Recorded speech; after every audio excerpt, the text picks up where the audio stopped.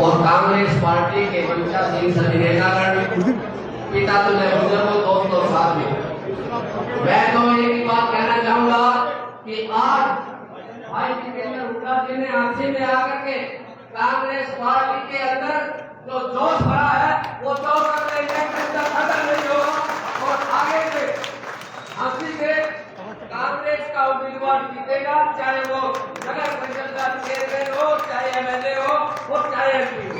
इसी प्रकार मैं तो आपसे निवेदन करता हूँ कि एक दो चक्कर थोड़ी सी पावर इनको देने के लिए आप आते रहे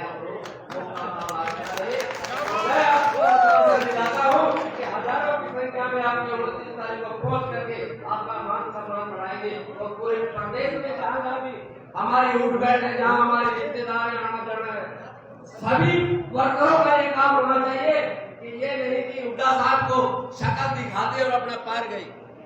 जहां भी आपकी उठ बैठ है वहां जाकर के अपनी पार्टी को मजबूत बनाने के लिए लड़ाई लड़नी होगी। जब आपकी पार्टी सत्ता में आएगी। इन्हीं बातों के साथ सभी का बहुत बहुत धन्यवाद। मैं अब निवेदन करूंगा हमारे इंग्लिश सभा मोर्चेपुर चेयरमैन योगेंद्र योग भाई से वो आए और अपने समय की गरिमा का ध्यान रखें, जैसा कि एमपी साहब के निर्देश।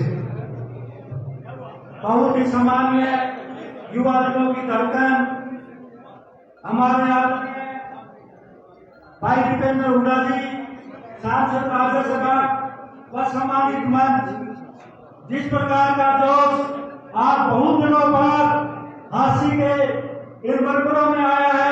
जितेंद्र जी, आपने जो जोश भरा है, उत्साह भरा है, भाई राम जी जैसे कह रहे थे, ये जोश अब खत्म नहीं होगा और हम हांसी की तरफ से आपको विश्वास दिलाते हैं कि हम पूरा तन मन धन से तो भूपेंद्र सिंह हुड्डा जी के हाथ मजबूत करेंगे, कांग्रेस पार्टी को मजबूत करेंगे। जिस प्रकार से आज भारतीय जनता पार्टी हर वर्गों के लिए उपेक्षा कर रही है, मैं तो भूपेंद्र हुड्डा जी आपको बता देना चाहता हूं कि भूपेंद्र सिंह हुड्डा जी की एक ऐसी सरकार थी जिसमें अति पिछड़ा वर्ग के लोगों को सम्मान मिला, चाहे वो प्लाट देने की बात हो, चाहे वो कर्जा माफ करने की बात हो, चाहे वो अलग अलग बहुत विभागों में चेयरमैन और सदस्य बनाने की बात हो। लेकिन जिस प्रकार से भारतीय जनता पार्टी ने आरक्षण का सिर्फ 5% छोड़ के आज उसको कैंसिल करवा दिया। अगर वो सही रूप में पिछड़ा वर्ग की कैसी होती तो वो कोर्ट में तय नहीं करती। लेकिन मैं कहना चाहता हूँ कि सही रूप में अगर कोई देशी है पिछड़ा वर्ग का तो भूपेंद्र सिंह हुड्डा जी और जितेंद्र हुड्डा जी है। धन्यवाद। धन्यवाद करता हूं भाई साहब का और रगड़ भाई आए हैं गिराए से, उनका भी धन्यवाद करते हैं। अब मैं निवेदन करूंगा कृष्ण यादव जी से वो आए, समय की बड़ी गरिमा है, एमपी साहब को आगे प्रोग्रामों में जाना है तो 85 नेताओं के नाम लेने की बजाय सम्मानित मंच कहकर कार्यक्रम की शोभा बढ़ाए। आज के इस कार्यकर्ता सम्मेलन का मुख्य अतिथि मेरे भाई एमपी साहब भाई जितेंद्र हुड्डा जी और उनके साथ आए हुए तमाम अगम श्रेणी से लेकर निवास तक सभी का यहाँ पहुंचने पर बहुत बहुत धन्यवाद। और मेरे सामने बैठे बुजुर्गों, साथियों, माता बहनों, आज हमारा सौभाग्य है कि हमारे बीच में हमारे माननीय जो सबसे बड़ी पंचायत के मेंबर है भाई जितेंद्र हुड्डा जी हमारे बीच में बैठे हैं। हमारी आन बान शान और जो 29 तारीख का स्पेशल प्रोग्राम है विपक्ष आपके समझ जो हुड्डा साहब ने पूरा हरियाणा में और हर जिले के लिए रखा हुआ है, जो या सरकार है उसको उखाड़ने के लिए जो पब्लिक की बात नहीं सुनती उनको सुनाने के लिए हुड्डा साहब हर जिले के अंदर समस्या सुनने के लिए आए हैं। आज भाई साहब को हाथ मजबूत करके जितना हमने दिल्ली आश्वासन दिया था उससे भी ज्यादा हमने पब्लिक को ले जा करके दिखा देना इस सरकार को, गंदी सरकार को, कि हमें ऐसा नेता चाहिए, ऐसा मुख्यमंत्री चाहिए। आज मैं एमपी साहब को बता देना चाहता हूँ, एमपी साहब जब एमपी जो वोटिंग है उस टाइम मैं फतेहाबाद का प्रभारी था और 22 तारीख का जो पिछड़ा वर्ग का हमारा सम्मेलन था, मैंने ऐसा हुए मीटिंग के लिए 20-25 गाड़ियां वहीं से भी आएंगी। धन्यवाद। जय हिंद। धन्यवाद कृष्ण यादव जी का। मेरा सभी पत्रकार बंधुओं से ये आवाज कम कर दो, आवाज थोड़ी सी कम। मेरा सभी पत्रकार एवं छायाकार बंधुओं से निवेदन है कि ऊपर प्रेस कॉन्फ्रेंस की व्यवस्था रखी गई है, कृपया कर उस कार्यक्रम में अवश्य शामिल हों। और अब मैं निवेदन करूंगा सिर्फ आधा मिनट के लिए सुरेश कमांडो जी अपनी बात रखेंगे। इसके बाद मान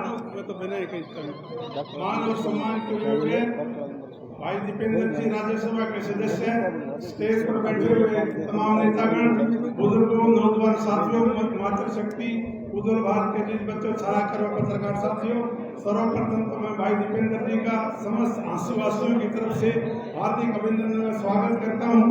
और साथियों, मैं आपको ये बताना चाहता हूं, कुछ एक साथियों को पता है, जो भूपेंद्र सिंह हुड्डा ने क्रांति यात्रा भी की थी, पंचकुला से दिन तक पैदल आए थे और 13/6/2002 को भूपेंद्र सिंह हुड्डा कंडेला एजुकेशन में कंडेला से चल करके दिल्ली तक पैदल गए। तो उस संघर्ष में भी हम साथ रहे और कभी इधर उधर भटके नहीं, अब भी हम साथ। और जो भी भाई साहब छोटी हो पानी को पूरा करता हुआ जो भी 29 तारीख के लिए हमारे जिम्मेवारी लगाएंगे, भलाई हम गवर्नमेंट एम्प्लॉय हैं, लेकिन कोई दिक्कत और परेशानी नहीं, हम अपनी हिम्मत के साथ आपके साथ आपका बहुत बहुत धन्यवाद। अब मैं निवेदन करूंगा पूर्व में चेयरमैन रहे श्री सुमन शर्मा जी से कि वो आए और अपने विचार रखें। श्री सुमन शर्मा जी।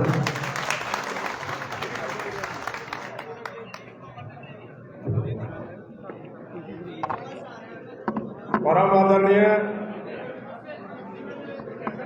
हरियाणा के युवाओं की शान, लोकसभा सांसद चौधरी दीपेंद्र सिंह हुड्डा जी, परम आदरणीय माननीय श्री सुभाष गोयल जी पूर्व मंत्री जी, पूर्व विधायक श्री धीरा जी व सम्मानित मंच, मेरे सामने बैठे मेरी माताएं, बहनें, बुजुर्गों, हम उम्र साथियों, आज ये माननीय दीपेंद्र सिंह हुड्डा जी के निर्देश पर, कांग्रेस पार्टी के निर्देश पर एक कार्यकर्ता सम्मेलन जो हांसी हल्के का था, उनके आदेश हुए थे और ये हजारों की संख्या में दीपेंद्र जी के एक छोटे से आह्वान पर आपने इतने जोर से, इतने हजारों की संख्या में इकट्ठे होकर के या दीपेंद्र हुड्डा जी का जो स्वागत किया है, मैं पूरी कांग्रेस पार्टी की तरफ से आपका स्वागत का धन्यवाद करता हूं। चौधरी साहब, आज का जो कार्यकर्ता सम्मेलन है, ये 29 तारीख को जो माननीय चौधरी भूपेंद्र सिंह हुड्डा जी द्वारा विपक्ष आपके समक्ष का जो प्रोग्राम रखा गया है, उसके लिए आपने यहाँ से कार्यकर्ताओं की अपने परिवार की मीटिंग बुलाई है। मैं आपको विश्वास दिलाता हूं कि हांसी हल्के के अंदर माननीय चौधरी भूपेंद्र सिंह हुड्डा जी ने जो 10 साल तक रिकॉर्ड तोड़ विकास किया है, उसी का ये जो आज आपका स्वागत हो रहा है, उसी का ये काम है। हांसी के अंदर हुड्डा साहब ने ऐसी ऐसी चीज हांसी को दी है जिसका हरियाणा के अंदर नाम है। नई सब्जी मंडी जो दी, वो हांसी के अंदर हुड्डा साहब के राज के अंदर मिली थी। हरियाणा का सबसे बड़ा जो जलघर है, वो हुड्डा साहब के टाइम में हांसी में मिला था। जो पूरा सीवर का ट्रीटमेंट था, वो हांसी के अंदर हुड्डा साहब के टाइम में मिला था। कि जितने भी बाईपास निकले हुए हैं, ये हुड्डा साहब के टाइम में निकले थे। रेल लाइन जो हांसी से थी, वो भी हुड्डा साहब की देन थी। और ऑटो मार्केट जो थी, ये भी हुड्डा साहब की देन थी। इस बीजेपी की सरकार ने तो उसको संभालने का काम भी नहीं किया। तो मैं ये आपको विश्वास दिलाता हूं, मैं हुड्डा साहब का था, हुड्डा साहब का हूं, हुड्डा साहब के साथ रहूंगा, जीवन भर राजनीति करूंगा तो हुड्डा परिवार की करूंगा। ये आपके बीच में आपसे वादा करता हूं। चौधरी दीपेंद्र हुड्डा जिंदाबाद, जिंदाबाद, जिंदाबाद। दूसरा, हुड्डा साहब, आपके पास टाइम कम है। माननीय मेरी बहन समाज, पूर्व पार्षद गंगा देवी जी, पूर्व पार्षद ओम प्रकाश चौहान जी, रमेश सिसोदिया जी, भाई हरिराम सैनी जी, जितना भी ये परिवार आज आपके नेतृत्व में, पूरा जो अमर मार्केट का जो परिवार है, जिसमें सैकड़ों ये व्यापारी लोग हैं, पूरे हरियाणा के अंदर प्रचार करते हैं, जिस भी पार्टी का करते हैं, उस पूरे परिवार का हम कांग्रेस पार्टी में तहे दिल से हार्दिक स्वागत करते हैं। कि आए हुए सभी साथियों का जितना भी धन्यवाद करें थोड़ा है। दूसरा, आपसे निवेदन करते हैं कि 29 तारीख को सुबह 8 बजे फतेहाबाद के अंदर जो हुड्डा साहब ने प्रोग्राम रख रखा है, माननीय चौधरी उदय भान जी जो हमारे कांग्रेस के प्रदेश अध्यक्ष हैं, बड़े ऊर्जावान साथी हैं, उन्होंने जो प्रोग्राम रख रखा है, वो प्रोग्राम हरियाणा के अंदर एक रिकॉर्ड तोड़ प्रोग्राम होगा, क्योंकि उस दिन 2 प्रोग्राम और भी है। मैं यूं तो नहीं बताऊंगा कहाँ कहाँ है, लेकिन 2 प्रोग्राम और भी है। मैं आपको विश्वास दिलाता हूं कि सारे रिकॉर्ड तोड़ करके पूरे जिले फतेहाबाद के अंदर सबसे बड़ा प्रोग्राम करेंगे। और सबसे निवेदन है कि सभी साथी हमारे साथ फतेहाबाद के अंदर जाकर के हुड्डा साहब के हाथ मजबूत करेंगे। एक दूसरा निवेदन और करता हूं, सभी भाई सामर्थ्य हैं, सभी सम्मानित हैं, फिर भी किसी भाई को अगर गाड़ी की जरूरत हो, बस की जरूरत हो, एक दिन पहले हमारे से संपर्क कर ले, उस भाई को हम साधन उपलब्ध कराएंगे। जय हिंद, धन्यवाद। एमपी साहब, मैं एक बात बताना चाहूंगा कि लोही विधानसभा के बाद 90 विधानसभा क्षेत्रों में कोई हल्का आपसे सबसे ज्यादा प्यार करता है तो वो हांसी हल्का है।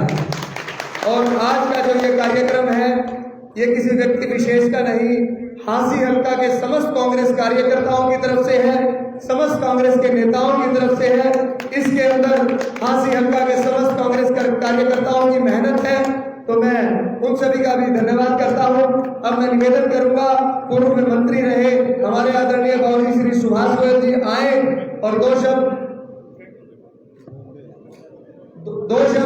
रखें। और मैं सुरेश पाटिल एडवोकेट जी का भी धन्यवाद करता हूं, और हमारे ललित भारद्वाज जी वरिष्ठ पत्रकार जो कांग्रेस पार्टी का मीडिया का काम देखते हैं हांसी हल्का की तरफ से, उनका भी मैं बहुत बहुत स्वागत और धन्यवाद करता हूं।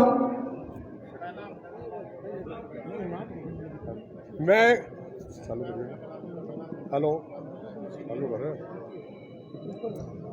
हेलो, मैं एक बात भूल गया था, उसके लिए माफी चाहता हूं। एमपी साहब, आज हरियाणा के पूर्व मुख्यमंत्री चौधरी भूपेंद्र सिंह हुड्डा जी ने, वे हरियाणा प्रदेश कांग्रेस के अध्यक्ष चौधरी उदय भान जी ने मेरे को हरियाणा प्रदेश कांग्रेस कमेटी का जो प्रवक्ता नियुक्त किया है, मैं उसके लिए उनका तहे दिल से हार्दिक स्वागत और धन्यवाद करता हूँ। श्री सुभाष गोयल।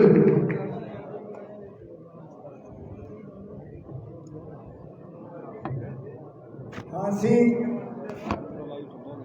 सुभाष रामलीला क्लब के इस प्रांगण में हरियाणा की आन बान और शान और देश की सबसे बड़ी पंचायत के सदस्य अजीज दीपेंद्र हुड्डा जी, पूर्व विधायकगण और पार्टी के सभी निष्ठावान साथियों, पदाधिकारियों, मातृशक्ति और हांसी हल्का के तमाम मेरे बुजुर्गों, भाइयों और प्यारे बच्चों, हुड्डा साहब, जिस प्रकार से आपने दिल्ली में आदेश दिया था कि आपने सबने मिलकर प्रोग्राम बनाकर 29 तारीख के लिए विपक्ष आपके समक्ष का कार्यक्रम करना है, हम सब साथियों ने मिलकर आपके आदेश की अनुपालना करते हुए श्री राजीव गांधी जी के निर्माण दिवस पर सामूहिक मीटिंग करके आपके आदेश की पालना करके आज ये मीटिंग बुलाई थी। हमें उम्मीद नहीं थी इतने लोग आएंगे, लेकिन आपका प्यार और स्नेह इस बात को दर्शाता है कि आप जनता के बीच में आपका कितना रुतबा है। आपका रुतबा, आदरणीय हुड्डा साहब का रुतबा, और आपने जो भी हमारे को प्रदेश अध्यक्ष दिए हैं, उनकी करामात का नतीजा है कि आज हांसी में कांग्रेस के लिए इतने लोग, महिलाएं और आदमी और बच्चे इकट्ठे हुए हैं। ये सिर्फ आपकी सोच और आपके अच्छे विचारों के लिए मैं उम्मीद करता हूं कि आने वाला आगे का आपका भविष्य उज्जवल रहेगा और देश की कमान, प्रदेश की कमान आप लोग संभालने का काम करेंगे। और जिस प्रकार अतीत में आपने मुझसे पूर्व वक्ताओं ने जैसा बतलाया, जो आपने काम करके दिखाया हरियाणा प्रदेश में, हुड्डा साहब, मुझे कहने में कोई अतिशयोक्ति नहीं है। आज की सरकार झूठ पर टिकी हुई है और जिस प्रकार से हांसी का बुरा हाल है, सड़कों में निकला नहीं जाता, बिजली की व्यवस्था खराब है और जिस प्रकार डीजल की, पेट्रोल की और गैस सिलेंडरों की मारामारी से जनता त्रस्त है। आपकी सरकार आने के बाद इन सबको निजात दिलाने का आप काम करेंगे। आपकी उम्मीद पर हम भी खरे उतरते हुए अपना प्रयास करके ज़्यादा से ज़्यादा 29 तारीख को लोगों को लेकर चलेंगे। आपका बहुत बहुत धन्यवाद। मैं धन्यवाद करता हूं पूर्व मंत्री रहे श्री सुभाष चंद्र गोयल जी का। उन्होंने बड़े ही संक्षिप्त शब्दों में माननीय मुख्य अतिथि महोदय का अभिवादन किया और अपने विचार रखे। अब मैं निवेदन करूंगा हरियाणा के युवा के दिलों की धड़कन, बहुत ही मिलनसार व्यक्तित्व में धनी राज्यसभा सांसद भाई दीपेंद्र सिंह हुड्डा जी का, जिनको सुनने के लिए आप इतने घंटों से इस कार्यक्रम स्थल पर मौजूद है। माननीय राज्यसभा सांसद भाई दीपेंद्र सिंह हुड्डा।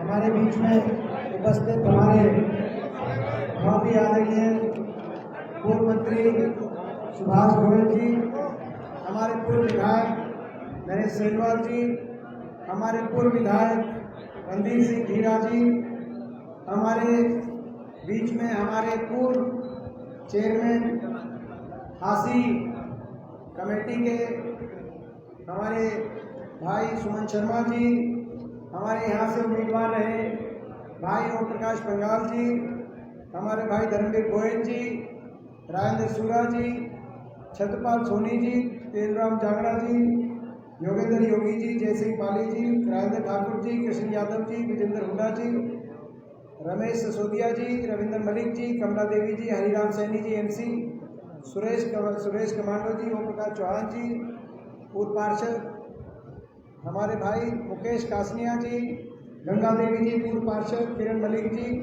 कपूर सिंह पूनिया जी, रविंद्र मलिक जी, वेद प्रकाश नगूरा वाले, जयवीर गोयल जी, भाई योगेंद्र योगी जी, ओम प्रकाश बंगाल जी, कृष्ण यादव जी, दोबारा नाम कमले, हमारी बहन कमलेश जी, हमारे भाई राजपाल जी, हमारे भाई जस्सी जी, भाई विजेंद्र हुड्डा जी, भाई पार्षद विनोद सिंगला जी, गिल्लू जी, गिल्लू मास्टर जी, बहुत से, हो सकता है किसी का नाम शमशेर मलिक, भाई शमशेर मलिक जी, सुखबीर जी, भाई पानू जी, सुरेश पानू जी, बहुत से हमारे राजेश कासनिया जी, हमारे बहुत से साथी रामेर गिराई जी, राजेंद्र ठाकुर जी का आ गया था, सतीश यादव जी, हमारे तेजवीर जी, हमारी बहन और संघर्षशील किरण मलिक जी, सतपाला मलिक जी, और भी किसी का अगर नहीं भी लिया गया हो, तिवारी जी, और भी किसी का अगर नहीं लिया गया हो तो घर की बात है। स्पीच जब बीच में भाषण चले बीच में बताते रहना, मैं लेते रहूँगा। घर की बात है, कोई दूर का काम नहीं, घर का काम है। सभी पिता के समान मेरे बुजुर्ग नौजवान साथी, मेरी माताएं, मेरी बहनें, मैं आप सबको अपनी तरफ से बहुत बहुत बधाई देता हूँ और शुभकामनाएं देता हूँ। मैं भी बचपन से लेकर आज तक हासी की बहुत कार्यकर्ता मीटिंग आप लोग के साथ मुझे भी अटेंड करने का मौका मिला है, लेकिन आज जितनी बड़ी संख्या में और जिस जोश और भावना के साथ आज हासी की कार्यकर्ता बैठक हुई, कांग्रेस पार्टी की बैठक हुई है, कांग्रेस पार्टी की सभा हासी में हुई है, मैंने ऐसी कभी जब सरकार में भी था तो उस समय नहीं देखी, विपक्ष में तो देखी नहीं, तो आज तक कभी इतनी बड़ी सभा नहीं देखी ऐसी जोर से। तो ये आप सबको मैं बहुत बहुत इस बात के लिए शुभकामनाएं देता हूँ। कृष्ण ने आपका ले दिया था नाम वो ऐसे जो है ऐसे देख रहा था कृष्ण में का, मैं पता नहीं कहीं बाद में बुलाना ना दे, अभी मैंने पूछ लेते हैं। तो आज मैं समझता हूँ कि आज का हमारा मकसद था आपको निमंत्रण देना, विपक्ष आपके समक्ष जो कार्यक्रम फतेहाबाद में 29 ये जो 29 तारीख के जो इतवार आएगा उस दिन विपक्ष आपके समक्ष कार्यक्रम, जिसमें हरियाणा कांग्रेस पार्टी के हमारे नेता विपक्ष चौधरी भूपेंद्र सिंह हुड्डा जी, प्रदेश अध्यक्ष उदय भानकी और सभी विधायक लोगों के बीच में लोगों के मुद्दे ताकि हम उठाएं। ये मैं आपको बता दूं, ये विपक्ष आपके समक्ष कार्यक्रम, इसकी 1 साल पहले शुरुआत हुड्डा साहब के नेतृत्व में 1 साल पहले शुरुआत करनाल में हमने करी थी, क्योंकि उस समय एक ऐसी सरकार, हरियाणा में ऐसी सरकार है आपके सामने है, जो लोग बीजेपी के हों या जेजेपी के हों, जो चंडीगढ़ में बैठ के प्रदेश की जनता को भूल गए थे। जनता त्रस्त थी, हर वर्ग परेशान था, लेकिन वो चंडीगढ़ छोड़ने को तैयार नहीं थी, ऐसी सरकार थी। तब एक फैसला लिया कि प्रजातंत्र में विपक्ष का, सत्ता पक्ष और विपक्ष, लोकतंत्र में दोनों की भूमिका होती है। अगर सत्ता दल, सरकार अगर भूल जाए जनता को, तो विपक्ष का काम होता है कि सरकार को जगाना, उसकी अगर वो सत्ता के नशे में, सत्ता के घमंड में अगर सोई पड़ी हो कोई सरकार, तो उसको जगाने का विपक्ष का होता है। इसीलिए हमने करनाल में सबसे पहला प्रोग्राम किया विपक्ष आपके समक्ष, और हर जिले में, शुरुआत में हर जिले में एक सभा करने का निर्णय लिया। करनाल से होते हुए जींद, नूंह, कुरुक्षेत्र, फरीदाबाद।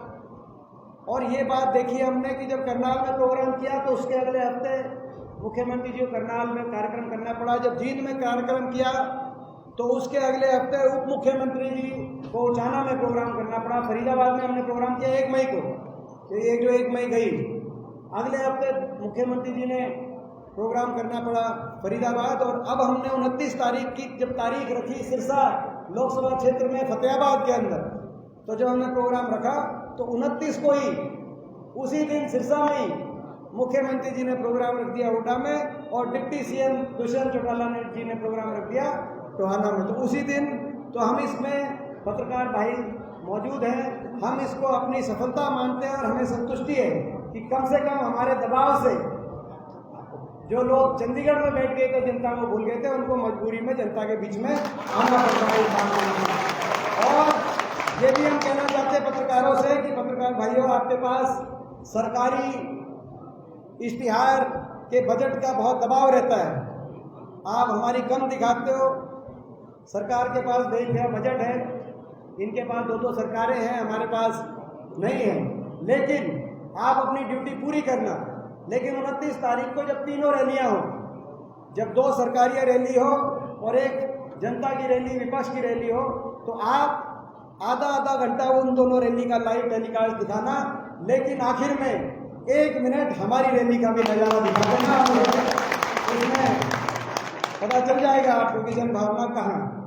आज हर वर्ग, ऐसी सरकार, 8 साल से सरकार हरियाणा में, मगर दुख के साथ कहना पड़ता है, आज इस सरकार ने हरियाणा को विकास की पटरी से उतारने का काम किया। जो हरियाणा 2014 से पहले, अगर हम याद करें कांग्रेस पार्टी की सरकार के समय, देश में विकास के मामले में हरियाणा नंबर 1 था। विकास दर में हम नंबर 1 थे, प्रति व्यक्ति आय में नंबर 1 थे, प्रति व्यक्ति निवेश में नंबर 1 थे, खेल खिलाड़ियों के मान सम्मान में नंबर 1 थे, गरीब आदमी के, एससी वर्ग के हमारे भाई हैं, बैकवर्ड के, छत्तीस बिरादरी, गरीब परिवार, उनके हितकारी फैसलों में देश में हरियाणा नंबर 1 पे हरियाणा गिनती होती थी। चाहे वो 100-100 गज के प्लॉट के फैसले की बात हो, चाहे वो मकान की, गरीब आदमी के मकान की किस्तों की बात हो, चाहे मुख्यमंत्री मुफ्त इलाज योजना की बात हो, या पीने के पानी टंकी टूटी की बात हो, या 1ली से 12वीं क्लास तक गरीब परिवार के बच्चे को वजीफा देने की बात हो, जो देश में कहीं नहीं था, हरियाणा में वजीफा था, जो बंद पड़ा इनकी सरकार में। चाहे वो सफाई कर्मचारियों को नियमित करने की बात हो, और चाहे वो पेंशन की बात हो। उस समय हम खुल के कहते थे, इश्तिहार आते थे कि देश में सबसे ज़्यादा पेंशन, आपको याद हो कांग्रेस की सरकार में, उनका सरकार में इश्तिहार आते थे कि देश में सबसे ज़्यादा पेंशन हरियाणा में। अब जो है केवल भाजपा ही नहीं, उस समय 2012 में दिल्ली में आम आदमी पार्टी की सरकार आई थी, और हमने तब भी चुनौती दी थी कि भाई दिल्ली में आप जितनी बढ़ानी है बढ़ा लो, आपसे ज़्यादा देश में सबसे ज़्यादा पेंशन हरियाणा में देंगे। और आज भी हम कहना चाहते हैं, कभी अवसर मिला तो देश में छुट्टी बोलेंगे कि देश की सबसे ज़्यादा पेंशन हरियाणा की है। तो हरियाणा आगे बढ़ रहा, खुशहाली की तरफ आगे बढ़ रहा था। 10 साल तक हरियाणा विकास की तरफ आगे बढ़ा। आपको याद होगा, हमारी जब रैली होती थी उस समय, तो रैली का नाम होता था खेतड़ में रैली हुई तो नाम हुआ बिजली रैली, बिजली का प्लांट लगेगा। हांसी में रैली हुई तो नाम हांसी की रैली का था रेल रोड रैली, कि रेल भी आएगी और हाईवे भी बनेगा, यह आपको याद होगा। तो मैं कहना चाहता हूं कि अब ये हमारे से कंपटीशन करके, हमारी रीस लगा के और मजबूरी में ये प्रोग्राम तो कर रहे हैं टोहाना में और सिरसा में मुख्यमंत्री जी और उप मुख्यमंत्री जी, मगर अपने रैलियों का वैसा ही नाम रखें। हमारे समय बिजली के कारखाने लगे, 5 बड़े थर्मल प्लांट लगे, कम से कम आप भी एक लगा दो। कहीं कोई यूनिवर्सिटी रैली रख दो, किसी का नाम रेल रैली रख दो। ये जो रेल की लाइन हासिल की, बड़ी दुख की बात है, बड़ी भावना के साथ ये रेल की जो लाइन थी और ये नेशनल हाईवे था 4 लेन का, ये मैंने प्लान किया था। मैं देखता था कि दिल्ली की एक तरफ जीटी रोड चंडीगढ़ तक 4 लेन कनेक्टिविटी की वजह से पूरा दिल्ली से चंडीगढ़ तक इस तरह का डेवलपमेंट था, विकास था, निवेश था। और वहाँ एक तरफ दिल्ली से चंडीगढ़ और दूसरी तरफ दिल्ली से जयपुर चले जाएं तो दिल्ली से निकलते ही पहले एयरपोर्ट, फिर गुड़गांव, फिर बावल, रेवाड़ी, नीमराना, जयपुर तक इतनी इंडस्ट्री, इतनी डेवलपमेंट। फिर मैं देखता था जब दिल्ली से रोहतक, हांसी, हिसार जाए तो ये जो रास्ता था, इस रास्ते पे ना तो इन्वेस्टमेंट थी ना डेवलपमेंट थी।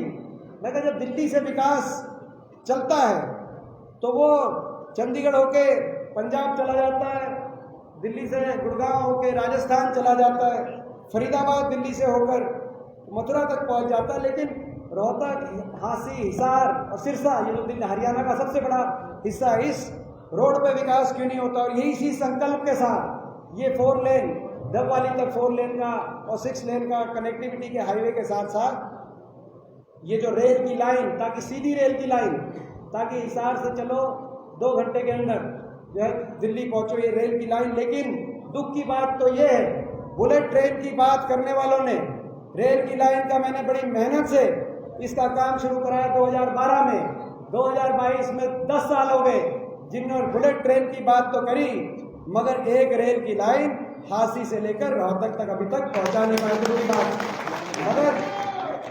मगर ये विकास का जो पहिया था, कुल मिलाकर हरियाणा जो विकास के मामले में 1 नंबर पे गिनती जिसकी हो रही थी, उसका विकास का पहिया कहीं ना कहीं रुका। और वही हरियाणा आज बेरोजगारी में देश में नंबर 1। ये बड़े दुख की बात है कि दिल्ली के 3 तरफ हम हैं, लेकिन बेरोजगारी में हरियाणा, भारत सरकार हर महीने आंकड़े देती है, पिछले 21-22 महीने से हर महीने हरियाणा, यूपी, बिहार, त्रिपुरा, जम्मू कश्मीर से भी ज़्यादा बेरोजगारी हरियाणा में। ये दुख की बात इसीलिए कि यही बेरोजगारी है जिसकी वजह जिसका सीधा संबंध अपराध से भी है। जब बेरोजगारी बढ़ती है तो कहीं अपराध बढ़ता है, जब बेरोजगारी बढ़ती है तो नशे की तरफ नौजवान पीढ़ी जाती है। दुख की बात ये, और यही हमें हरियाणा को बचाने के लिए, अगली पीढ़ी को बचाने के लिए लड़ाई लड़नी है, क्योंकि हम बचे हुए थे। पंजाब में युवा पीढ़ी नशे से खराब हो रही थी, दिल्ली में युवा पीढ़ी नशे से खराब हो रही थी, लेकिन हरियाणा में शिक्षा और खेल की तरफ हरियाणा बचा हुआ था। लेकिन आज बेरोजगारी की तरफ जो इस सरकार की दृष्टिहीनता की वजह से आज हरियाणा ना इन्वेस्टमेंट हुआ, ना हरियाणा के अंदर पावर प्लांट लगे, ना यूनिवर्सिटियां बनी, ना औद्योगिक क्षेत्र बने इस सरकार में, ना इन्वेस्टमेंट हुआ, ना हरियाणा के अंदर सरकारी नौकरी जितनी मिलनी चाहिए थी, ना सरकारी नौकरी मिली, एक के बाद एक भर्ती घोटाले, जिसकी वजह से बेरोजगारी में नंबर 1, विकास के नंबर 1 हरियाणा, बेरोजगारी में नंबर 1। और अब न बेरोजगारी की वजह से नशे ने भी दस्तखत दे दी है हमारे हरियाणा में, हमारे इस इलाके के अंदर। इसीलिए मैं कहना चाहता हूं अपने नौजवान साथियों को, बड़े बुजुर्गों को, कि आने वाले समय में भविष्य को बचाने के लिए भी ये लड़ाई है। और ये क्या कर रहे हैं आज, वही हरियाणा बेरोजगारी में नंबर 1, और मैं ये भी बात कहना चाहता हूँ, वही हरियाणा भ्रष्टाचार में भी नंबर 1। आपको याद होगा जब 2019 में चुनाव हुआ तो लोग इस सरकार को दोबारा रिपीट नहीं करना चाहते। लोगों ने, बीजेपी ने नारा दिया 75 पार, टीवी दिखा रहा था 85 पार। एबीपी न्यूज वाला कोई भाई होगा तो बुरा भी मान जाएगा, लेकिन इलेक्शन से 3 दिन पहले एबीपी न्यूज में का सर्वे आपको याद होगा, कांग्रेस की 3 दिखा रहे थे। मेरे को ये समझ में नहीं आ रहा था कि भाई ये सर्वे पे विश्वास करें कि लोगों से बात कर रहे थे तो हम उनसे विश्वास करें। मगर कोई बात नहीं, एबीपी न्यूज वालों आपने हमारी 3 दिखाई, बीजेपी की उस समय 85 दिखा रहे थे। समय बदलेगा, कभी आप भी सही दिखाओगे, हमें पूरा विश्वास है। लेकिन आपको याद होगा लोग इन्होंने नारा, बीजेपी का नारा था 75 पार। क्या हुआ? हकीकत जब नतीजा आया, लोग सरकार को रिपीट नहीं करना चाहते थे, बीजेपी की 40 सीट रह गई, मेजॉरिटी नहीं मिली। और उसके बाद एक ऐसी पार्टी 10 एमएलए एक ऐसी पार्टी के आ गए, क्योंकि हिसार से भी बहुत एमएलए आए उनके, जिन्होंने कहा था कि बीजेपी की सरकार को पहुंचाएंगे जमुना पार। लोगों ने उनकी बात पर विश्वास करके उनको वोट दे दिया, लेकिन वोट लेते ही जमुना पार बीजेपी, लोगों ने तो पहुंचा दी थी जमुना पार बीजेपी सरकार, लेकिन जमुना पार से पकड़ के बीजेपी को लेके आए और चंडीगढ़ में दोबारा सरकार बना दी। और सरकार बना दी जेजेपी ने, और क्या कहा आपको याद होगा, क्या दिल्ली से जब गिनती पूरी हुई थी उस रात को आपको याद होगा, एक टीवी पे खबर आई, जेजेपी के मालिक पहुंचे अमित शाह जी के घर, आपको याद होगा, और घर से बाहर निकल के कहा कि समझौता हो गया, बुढ़ापा पेंशन पे समझौता हो गया, 5000 बुढ़ापा पेंशन मिलेगी, इस बात पे समझौता हो गया। यही कहा था कि नहीं कहा था, मैं पूछना चाहता हूँ। और आज बुढ़ापा पेंशन कितनी मिल रही है, मैं बड़े बुजुर्गों से पूछना चाहता हूँ। 2500, और काटने भी लग रहे हैं, और 11 महीने की देते हैं, 1 महीने बीच में 1 महीना भी, और काटने भी लग रहे हैं 2500, जबकि इतने साल हो गए 3। हुड्डा साहब ने और कांग्रेस पार्टी ने प्रेस कॉन्फ्रेंस करी कि जी जेजेपी वालों सुनो, हमारे घोषणा पत्र में है कि हम 1 नवंबर 2019 को, यानी कि 3 साल पहले, हम जो है 5000 बुढ़ापा पेंशन 5000 से शुरू करेंगे और 5 साल में उसको दुगनी करेंगे। आप वहाँ मत जाओ, आप यहाँ आओ। लेकिन उन्होंने क्या कहा कि नहीं, आप पे विश्वास नहीं है, हम विश्वास करेंगे जो है अमित शाह जी पे विश्वास करेंगे, बीजेपी पे, और हम 5000। मगर मैं आपको कहना चाहता हूँ, बुढ़ापा पेंशन पे समझौता नहीं था, होता तो बुढ़ापा पेंशन मिलती, आज 2500 की नौबत नहीं आती। बुढ़ापा पेंशन पे समझौता नहीं था, हरियाणा को लूटने की छूट पे समझौता था। कौन शराब के महकमे से लूटेगा, कौन माइनिंग के महकमे से लूटेगा, कौन रजिस्ट्री के महकमे से लूटेगा, जेजेपी के पास कौन सा जाएगा, बीजेपी के मंत्रियों के पास कौन सा जाएगा। और इस बारे में मैं क्या बताऊंगा, सारी बात दादा गौतम बता देगा, कौन कितना जिम्मे ले रहा है। ठीक बात है ना, दादा गौतम बता देगा सारी बात, दादा गौतम बता देंगे कौन कितना जिम रहा है, कौन कितनी डकार में खुला, और खुला काम भी चल रहा है। खुला काम, ऐसा खुला काम हमने नहीं देखा जो हरियाणा के अंदर लूट रहे हैं। प्रतिस्पर्धा लगी हुई है, जैसे महंगाई में रेस लगी हुई है कि भाई डीजल ज्यादा महंगा या पेट्रोल ज्यादा महंगा, रसोई गैस जैसी महंगी, या बेरोजगारी ज्यादा, जैसे पूरी अर्थव्यवस्था को डामाडोल करने में जो रेस लगी हुई है, ऐसे लूटने की भी रेस लगी हुई है। आज 8 साल में हरियाणा को पटरी से इन्होंने उतारने का काम किया है, और इसीलिए आज हरियाणा के लोग आपकी कांग्रेस पार्टी की तरफ आशा भरी नज़र से देखते हैं, परिवर्तन आए, बदलाव आए। और मैं धन्यवाद करता हूं कांग्रेस पार्टी के शीर्ष नेतृत्व का, श्रीमती सोनिया गांधी जी का एक फैसला लिया, उन्होंने चौधरी भूपेंद्र सिंह हुड्डा जी पर एक बड़ा विश्वास व्यक्त किया, और चौधरी उदयभान जी जो 4 बार के विधायक, एक बहुत जमीनी स्तर के नेता, ऐसे व्यक्ति को प्रदेश अध्यक्ष की कमान सौंपने का काम किया। अब आने वाले समय में हरियाणा के भविष्य को बचाने के लिए आप और हम मिलकर लड़ें, इस बात पर सबकी नज़र टिकी है। तो मैं आप सबसे पूछना चाहता हूँ, आप हमारे परिवार के सदस्य हैं और सारे हमारे, मैं कहूँगा कि केवल पार्टी कार्यकर्ता नहीं, क्योंकि मैं तो घर के आदमी हूँ, मैं तो बचपन से लेकर आज तक, आप लगभग जो बैठे हैं उसमें से मैं सभी नहीं कहता, लेकिन कम से कम आधे लोगों को, कम से कम मैं 1/4 आदमियों को बाय नेम जानता हूँ और आधे लोगों को बाय फेस जानता हूँ। तो मैं आप सबसे पूछना चाहता हूँ, हमारे घर के आदमी, आप सारे घर के हमारे जो परिवार हो, कोई भी काम शुरू करते हैं तो परिवार से पूछते हैं, और परिवार का साथ हो तो काम पार। तो भाई मैं आपसे पूछना चाहता हूँ कि भाई ये जो संघर्ष हरियाणा को बचाने के लिए, हरियाणा को इंच के चुंगल से छुड़वाने के लिए, ये जो संघर्ष और ये जो मेहनत करेंगे अगले 1.5 साल में, 2 साल में, तो इसमें कदम से कदम मिलाकर आपका साथ और आपका आशीर्वाद मिलेगा कि नहीं मिलेगा, मैं आपसे ये आशीर्वाद, मैं ये विश्वास आपको दिलाता हूँ। मेरा भी कुछ तजुर्बा हुआ है, हर तरह का समय, हाँ जी, झुकते हुए, हाँ जी, जिनकर समझ, हाँ जी, हाँ हाँ जी, अब ये कह रहे हैं कि भाई कांग्रेस राज में टैक्स नहीं था, अब 12% जूतों पे 12% भी, तो भाई ये जो टैक्स लगाते चारों तरफ, तो ऐसे लोगों को बदलना पड़ेगा और दोबारा से आपकी सरकार लानी पड़ेगी जो है ये। और देखो, इसमें एक बात मैं बताना चाहता हूँ, पहले एक नारा था टैक्स पे आता हूँ एक बात, पहले एक नारा था कि भाई सबसे सस्ता डीजल पेट्रोल चाहिए तो हरियाणा आइए, क्योंकि वैट सबसे देश में कम था, सबसे सस्ता वैट और सबसे ज़्यादा पेंशन ये था, तो वैट सबसे कम था, दिल्ली से आके हरियाणा में सस्ता, पंजाब से आके, राजस्थान से आके, अब सबसे ज़्यादा टैक्स हरियाणा। ये हरियाणा का इन्होंने स्थिति डामाडोल कर दी है। तो एक बात और मैं कहना चाहता हूँ, क्योंकि आज दो बातें रह गई, एक शामिल की रह गई, तो आज बहुत से लोग जो शामिल हुए हैं मैं उनका स्वागत भी करता हूँ, और मेरा ये आप लोगों को मैं अपनी तरफ से विश्वास दिलाता हूँ, जिस विश्वास से सिसोदिया साहब, जिस विश्वास से आप शामिल हुए हो, मेरा छोटा बड़ा भाई है,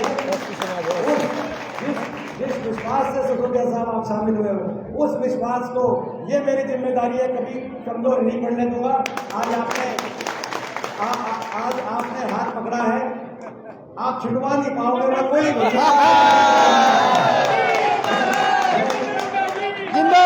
आपने हाथ जिंदाबाद। तो ये दूसरी बात जो है, जो आज एक ये मैं समझता हूँ कि कल एक नगर पालिका के चुनाव की भी, नगर परिषद के चुनाव की भी का भी बिल्कुल वजह है। तो मुझे लगता है कि आज ये जो 29 तारीख की, 29 को तो आप आओगे ही आओगे, 29 को आओगे भाई, सबसे हाथ खड़े कर दो, देखिए आज 29 को जरूर, 29 को आप सबने पहुंचना है।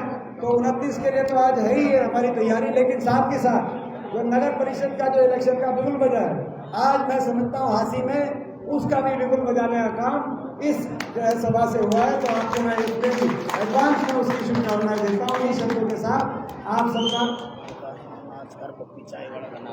एक ये पप्पी चाय वाला का नाम रह गया था भाई, समाज से भी है जी, विकास जो ये कहना चाहूँगा कि तो बिहाना आपके कांग्रेस में था, वहाँ अतिशय क्षेत्र में आपका प्रोग्राम था, वहाँ मेरे पास चाय पीना आए थे कि आपकी मेरी यही मांग है कि मेरे वहाँ सटा लग रही है, आपने चाय पीनवाना पड़ेगा। और मैं एक जो है सर्वेश जी है, ये मेरी इन्होंने आवाज उठाई, 8 साल से मैं चाइनीज डोर के खिलाफ लड़ाई लड़ रहा हूँ। ये चाइनीज डोर पतंग वाली है, प्रशासन और पुलिस को कुछ अधिकारी है, विधायक का फोन करा दे, एसडीएम जो है अपना मनमाना एसडीएम ला रखा है, जो विधायक कहे वो ही करे।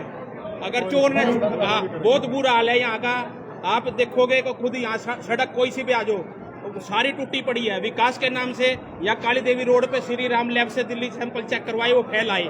विधायक और एसडीएम जो है वो अपना जो है सैंपल पास करवाने के लिए दर दर की ठोकरी खा रहे हैं। तो आप कोई सी सड़क पे जाके देखिए, सारा बुरा है, सारी सड़कों का सारी सड़क टूटी पड़ी है। सत्यवान मलिक है, सत्यवान मलिक का नाम रहेगा। और दूसरी बात जो पप्पी चाय वाले जी ने जो कही कि भाई पहले आप आते थे चाय पीने, पहले जो भी विद्यमान विधायक है उनके साथ आते थे, कहीं ऐसा तो नहीं है पप्पी जी? आप जो है आपके अब पहले जितने आते थे उससे दुगना आपके चाय पे आएंगे। ये भी मैंने जो किया तो सम्मानित कर गया, सम्मानित कर गया था भाई साहब। सत्यवान इन्हीं शब्दों के साथ बहुत काम रहेंगे विकास के लिए। बाकी किसी का नाम नहीं गया हो, सत्यवान मलिक का बहुत सत्यवान मलिक गर्म हो रहा है थोड़ा, सत्यवान मलिक का नाम बहुत मलिक साहब बहुत सत्यवान मलिक का नाम आ गया। बाकी भी कोई रह गया तो फिर वो उलारा देगा भाई, कुत्ता पाल लियो जो है धमका लियो, ये नाम रह गया। मैं क्षमा चाहता हूँ, बहुत धन्यवाद। जय हिंद। जमीन से जुड़े सत्यवान मलिक जी का, उमरा से सत्यवान मलिक जी आए हैं अपनी टीम के साथ। सत्यवान मलिक जी का धन्यवाद करते हैं। सत्यवान मलिक जी का बहुत बहुत आभार व्यक्त करते हैं, धन्यवाद व्यक्त करते हैं सत्यवान मलिक जी का। चलो ऊपर चलना लग रहा है। ये लाइव दिखा रहे हैं आपको दीपेंद्र सिंह हुड्डा के समर्थन में भारी जनसैलाब लाइव देख रहे हैं हरियाणा पोल न्यूज पर। अब प्रेस कॉन्फ्रेंस करने वाले हैं।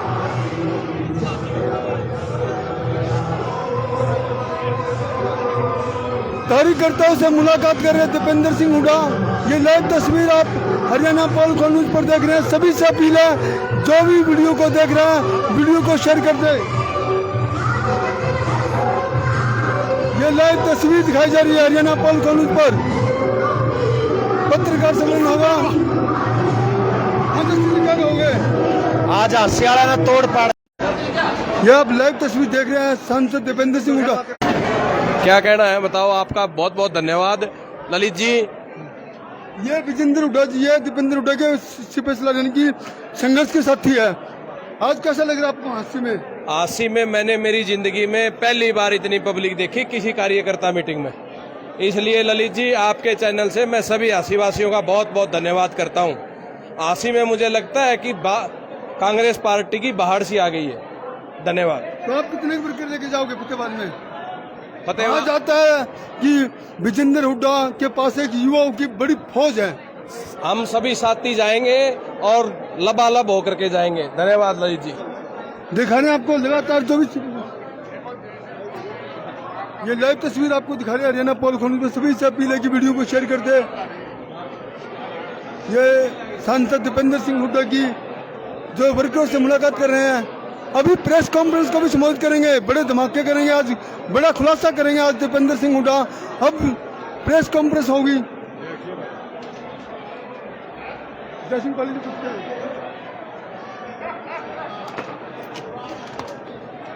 देखिए कांग्रेस के नेता जयसिंह पाली जी क्या कहोगे जी? आप क्या कहोगे आज के कार्यक्रम को लेकर?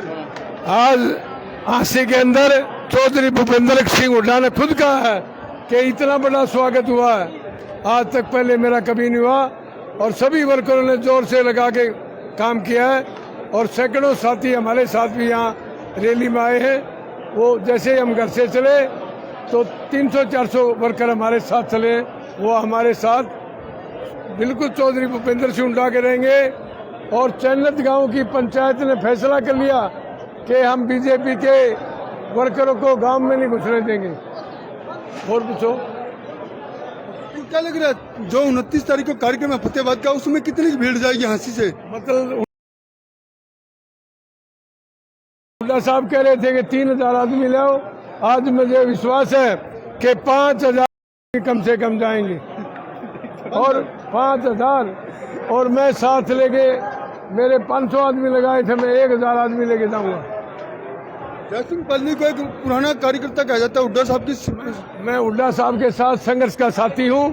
और ये कई आदमी तो कभी अजका कभी और कभी और आज कहते हैं कि हम कांग्रेस में साथ रहेंगे।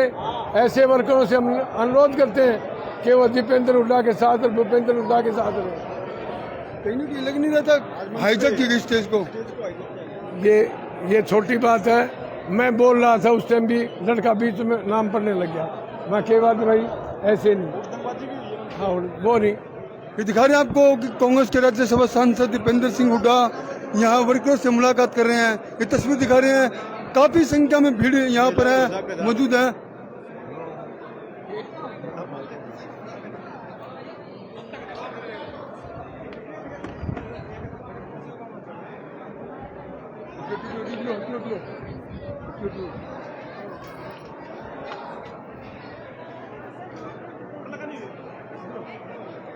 महिलाओं से मुलाकात कर रहे हैं सांसद दीपेंद्र सिंह हुड्डा। ये तस्वीर दिखाई जा रही है आपको लाइव।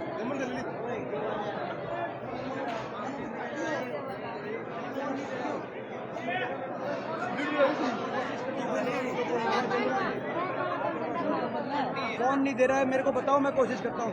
कोशिश करो। मैं करूँगा। कौन देंदा पैसे? सारा बैंक में दे रहा है, मेरा गरीबी का पैसा मेरा घर मेरे तो मिलियो तेलू राम हूँ मैं, थारा पड़ोसी शामी कर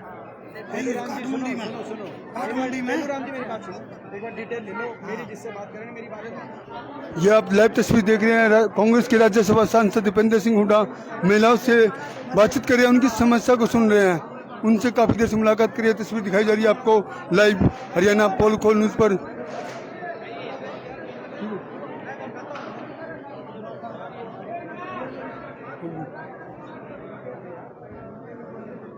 कांग्रेस के नेता धर्मवीर गोहित, कांग्रेसी नेता तेलूराम जांगड़ा, जय सिंह पाली, कांग्रेस के नेता राजेंद्र सूरा, पूर्व विधायक नरेश सेलवाल और सुमन शर्मा, राजेंद्र ठाकुर, कांग्रेस के नेता यहाँ लगातार आपको दिखाई तस्वीर। कमलेश रंगा,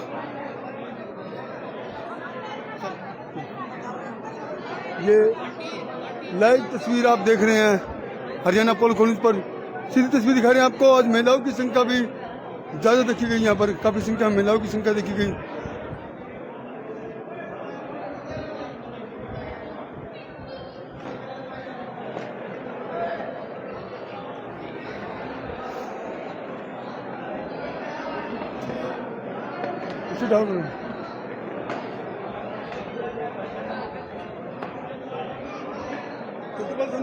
क्या है?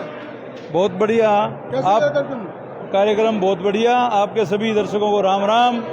और आयोजन जो कार्यकर्ताओं ने किया है, जो जोश है, उससे लगता है कि हाँसी से बड़ी भारी संख्या में लोग वहाँ पहुँचेंगे विपक्ष समक्ष कार्यक्रम में। और हमें पूरा विश्वास है कि ये पूरे जिले में सबसे ज्यादा भीड़ हाँसी से होनी चाहिए, जैसा मुझे लगता है। सोनी साहब लाइव देख रहे हैं जनता आपको, कि आप क्या मानते हो आज की जनसभा के बाद कहीं सरकार की नींद उड़ जाएगी? इसमें कोई दो राय नहीं। जहां भी भाई दीपेंद्र हुड्डा जी वर्कर मीटिंग लेने के लिए जा रहे हैं, हर जगह जन सैलाब उमड़ रहा है। और हाँसी में भी उसी का एक नतीजा सामने आया है, बिल्कुल जो आपके सामने सबूत है सारा, कि इतनी भारी संख्या में युवा साथी पहुंचे हैं, गाँव के लोग पहुंचे हैं, महिलाएं पहुंची हैं। ये बड़ी भारी जो है ना दिखाता है कि जन सैलाब उमड़ रहा है। ये लाइव तस्वीर देख रहे हैं आप हरियाणा पोल खोल न्यूज पर, सीधी दिखाई जा रही है आपको कि कांग्रेस के राज्यसभा सांसद दीपेंद्र सिंह हुड्डा वर्करों से मुलाकात कर रहे हैं और भीड़ काफी है। सभी से अपील है कि वीडियो को शेयर कर दें।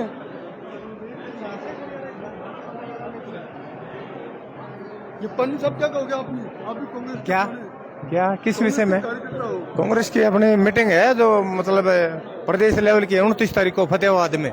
ज्यादा से ज्यादा सभी भाई साथी, सभी युवा और सभी से अनुरोध है कि ज्यादा से ज्यादा संख्या में फतेहाबाद पहुंचे 29 तारीख को। अभी चंद मिनट में शायद कांग्रेस के राज्यसभा सांसद दीपेंद्र सिंह हुड्डा प्रेस कॉन्फ्रेंस भी कर सकते हैं। वो लाइव तस्वीर आपको दिखाई जाएगी। लाइव लगातार आपको लगातार कार्यक्रम दिखा रहे हैं कि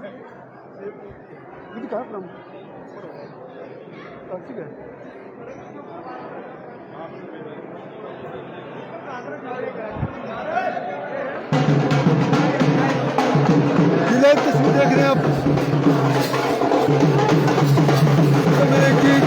दिखा रही है आपको।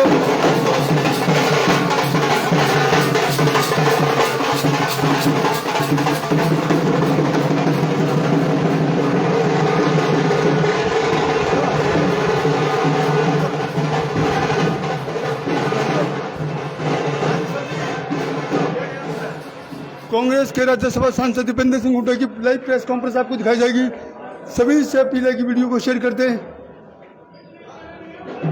ये कांग्रेस के राज्यसभा सांसद दीपेंद्र सिंह हुड्डा की लाइव तस्वीर। कहाँ है?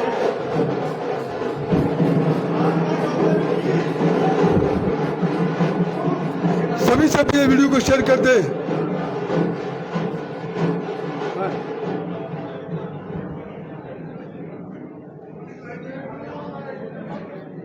बैठेंगे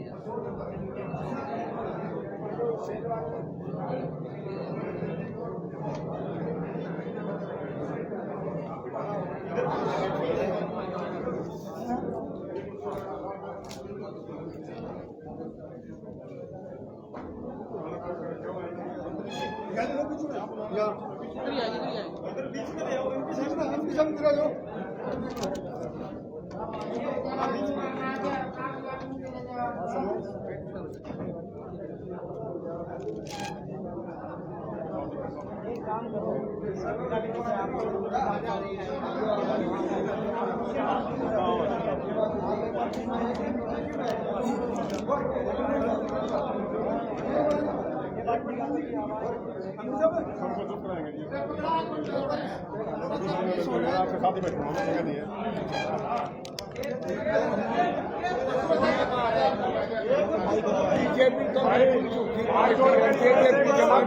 सारे चुप हो जाओ, हाथ जोड़कर वैसे ना तो आवाज आएगी, ना पत्रकार साहिबान की आएगी, ना MP साहब की आएगी, कोई बात समझ नहीं आएगी। सबसे हाथ जोड़कर चुप हो जाओ प्लीज, हाथ जोड़कर। भैया ना बोलो कोई भी प्लीज। एक बार सबसे रिक्वेस्ट है, एक ना तो आप में से एक सबका इंट्रोडक्शन करा दे। देखो मैं जो हाँ भारद्वाज साहब, हाँ इंट्रोडक्शन करा दो। वैसे मैं जान सकता। ये सुमित कुमार जागरण से जी। सुमित, हाँ जी।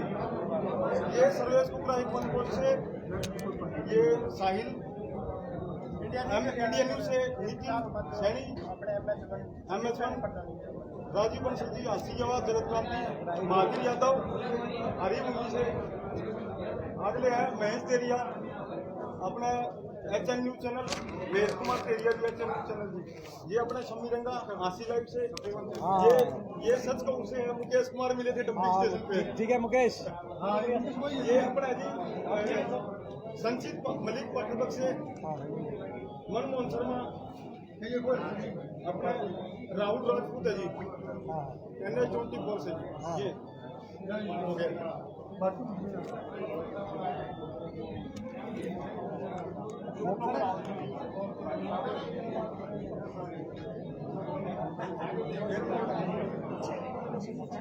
आज का जो प्रोग्राम है, भाई ना बोलो पीछे एक बार हाथ जोड़। आज का जो कार्यक्रम था वो हमारी कार्यकर्ता मीटिंग थी और उसका उद्देश्य जो विपक्ष आपके समक्ष कार्यक्रम जो चल रहा है पूरे हरियाणा में पिछले लगभग 1 साल से, ये उसकी 6ठी जनसभा है जो कि फतेहाबाद में की जाएगी। कांग्रेस के हमारे पूर्व मुख्यमंत्री चौधरी भूपेंद्र सिंह हुड्डा जी भी और कांग्रेस के हमारे प्रदेश अध्यक्ष चौधरी उदयभान जी भी और कांग्रेस के तमाम विधायक और बतौर सांसद मैं भी रहूँगा। हम लोग सभी, ये कार्यक्रम का इसका उद्देश्य यही है कि विपक्ष जनता की आवाज़ को ताकत दे, जनता के मुद्दों को उठाए और सरकार को मजबूर करे, सरकार जनता के बीच में आए और जनता की सुने, क्योंकि प्रजातंत्र में सत्ता पक्ष और विपक्ष दोनों की भूमिका रहती है। आपने देखा होगा, हमने हर विपक्ष आपके समक्ष कार्यक्रम में लोकल इश्यूज उठाने के साथ साथ कई प्रदेश स्तर के भी इशू उठाए। समय समय पे कभी भर्ती घोटाले की बात थी, कभी शराब घोटाले की बात थी, कभी बिजली की, जैसे फरीदाबाद में था 1 मई का हमारा, उसमें हमने बिजली का इशू मुखरता से उठाया कि हमने प्रदेश के लोगों के सामने सच्चाई रखी कि हमारे समय 10 साल में 4 थर्मल प्लांट लगे, खेदड़ में, झज्जर में, खानपुर और झाड़ली के गांव में और यमुनानगर के अंदर। 1 परमाणु का कारखाना लगा फतेहाबाद में। 1 लाख करोड़ का निवेश हुआ बिजली के कारखाना उत्पादन बढ़ाने के लिए और फिर भी सबसे सस्ती दर पे बिजली दी गई, देश में रिकॉर्ड सबसे सस्ती बिजली। और साथ ही ऐसे कई करार हुए, जैसे कि एक करार अदानी ग्रुप के साथ हुआ जो 25 साल तक 2 रुपये 94 पैसे देश में सबसे सस्ती बिजली देने का करार। दुर्भाग्य से हमने ये बात, जो प्रदेश का अभी मौजूदा सरकार है, 8 साल में एक भी बिजली का उत्पादन बढ़ाने के लिए एक कोई नया कोई यूनिट, कोई कारखाना तो लगाया नहीं, कोई निवेश हुआ नहीं, क्योंकि खपत बढ़ती है बिजली की। जनसंख्या जैसे बढ़ रही है, जीवन स्तर जैसे बढ़ रहा है, तो खपत बढ़ती है। तो कोई भी दूरदर्शिता से चलने वाली सरकार प्लानिंग करेगी लेकिन 8 साल तक कोई बिजली का कारखाना लगानी। दूसरी ओर जो समझौते थे, जैसे मैंने जिसका जिक्र किया, उन कंपनियों से भी उस दर पे बिजली लेने में सरकार असमर्थ साबित हुई। तो हमने ये जब मुद्दा उठाया 1 मई को, उसके बाद सरकार पे दबाव पड़ा, सरकार ने आनन फानन में यहाँ वहाँ से जहाँ से हो सके बिजली खरीदी। बिजली मंत्री जी का जवाब आया कि हम 12 रुपये यूनिट तक की बिजली खरीद रहे हैं शॉर्टेज दूर करने के लिए। ये कोई उपलब्धि नहीं है, ये विफलता है, क्योंकि वो अपनी जेब से नहीं दे रहे 12 रुपये, वो जनता के 12 रुपये दे रहे हैं। जब बिजली सस्ती उपलब्ध थी, और दूसरी सबसे सस्ती बिजली तो तब मिलती है जब खुद का कारखाना लगा, वो तो आपने लगाया नहीं। अब आप मजबूर हो गए। अब आपको हरियाणा का बजट पहले ही कितना कर्जा चढ़ा हुआ है और बोझ लादते हुए, तो ये बिजली का शुल्क। अब फतेहाबाद की बात है। फतेहाबाद के विपक्ष आपके समस्त कार्यक्रम में हम 2-3 मुद्दे उठाने जा रहे हैं। एक मुद्दा तो हम उठाएंगे गेहूं पे बोनस, क्योंकि गेहूं की पैदावार इस बार हुई नहीं ज़्यादा, और अंतर्राष्ट्रीय बाजार में गेहूं की कीमत आज 3,500 क्विंटल तक पहुंची हुई है रुपए के अगर रूप में आकलन करें। ऐसे में बोनस देना चाहिए सरकार को, और 500 रुपये प्रति क्विंटल का बोनस की हमारी मांग है। हम यही बताना चाहते हैं, जब हमारे कांग्रेस पार्टी की सरकार हरियाणा में थी, तो 10 साल की सरकार में 3 बार ऐसा हुआ कि मार्केट के अंदर गेहूं का भाव ज़्यादा था न्यूनतम समर्थन मूल्य से। तीनों बार बोनस डिक्लेयर हुआ, एक बार 50 रुपये, एक बार 50 रुपये, एक बार 100 रुपये, ताकि उसका लाभ किसान को मिले। किसी बीच में जो किसान से लेकर सस्ते में, और बड़े जो उद्योगपति जो बीच में बहुत बड़े स्तर पर उसको स्टोर करके और फिर एक्सपोर्ट करने का काम करते हैं, जब उनको बाहर मिलता है तो उनको ना मिले, किसान को मिले। तो हमने उस समय बोनस दिया था, लेकिन इस सरकार में बोनस अवैध कर दिया कि अगर कोई प्रदेश सरकार बोनस देगी तो भारत की सरकार गेहूं उस प्रदेश से गेहूं खरीदेगी नहीं, प्रोक्योर ही नहीं करेगी। तो ये बड़ा दुर्भाग्य है। तो हमारी पहली मांग है फतेहाबाद में विपक्ष आपके समझ के माध्यम से गेहूं पे बोनस मिले। हमारी दूसरी मांग है कि भर्ती खोले सरकार। आज हरियाणा में हजारों पद हरियाणा कांस्टेबल के, हरियाणा शिक्षकों के रिक्त पड़े हैं, और हरियाणा में देश में सबसे ज़्यादा बेरोजगारी है। और ना सिर्फ हरियाणा में पद रिक्त पड़े, केंद्र सरकार में भी जो फौज से मैंने संबंधित सवाल पूछा था संसद में, जिसका जवाब मिला 3 साल से भर्ती नहीं हुई और 1,40,000 पद फौज के रिक्त पड़े। आप भारत माता की जय बोलते हैं, लेकिन भारत माता की सुरक्षा के लिए कम से कम फौज में इतने पद रिक्त नहीं होने चाहिए, जब एक तरफ चीन और एक तरफ पाकिस्तान जैसे हमारे पड़ोसी मुल्कों से आंख मिला के हमारे देश की फौज को खड़ा होकर होना पाता है। दूसरी ओर बच्चे ओवरएज हो रहे हैं, बच्चे बेरोजगारी में, यहाँ तक कि तालू गांव भिवानी में जो ज़्यादा दूर नहीं है हांसी से, एक आपको पता है एक नौजवान ने अपनी सुसाइड करना पड़ा। हम प्रदेश के नौजवानों से कहना चाहते हैं संयम रखें, ऐसा कोई कदम ना उठाएं। लेकिन दुख की बात यह कि उनको ऐसे नौजवानों के परिवार, एक उस नौजवान के परिवार को कुछ सांत्वना देने की बजाय जो उप मुख्यमंत्री है उन्होंने तो मजाक उड़ाया, उन्होंने तो उसकी काबिलियत पर सवालिया निशान कर दिया। मैं उनके घर गया था, उस नौजवान के घर गया था, वो 2 जिलों की मैराथन में नंबर 1 पे आया, अव्वल नंबर पे गोल्ड मेडल लिया उसने। भिवानी में मैराथन में उसको गोल्ड मेडल मिला और रोहतक में मैराथन में उसको गोल्ड मेडल मिला। ये स्पोर्ट्स के डिस्ट्रिक्ट माने जाते हैं। यहाँ पे मैराथन में नंबर 1 आना बहुत बड़ी उपलब्धि है। ऐसा होनहार बच्चा था। आप उसकी काबिलियत पे प्रश्न उठाएं और आप कहें कि भाई प्राइवेट में हो जाता, प्राइवेट में भी तो उतनी तनख्वाह मिलती है। कोई देश की सेवा करना चाहता है तो यहाँ के उप मुख्यमंत्री ऐसे कैसे कह सकते हैं कि आप प्राइवेट में सिक्योरिटी फोर्स का काम कर लेते? ये कौन सी भावना है? ये केवल घमंड है।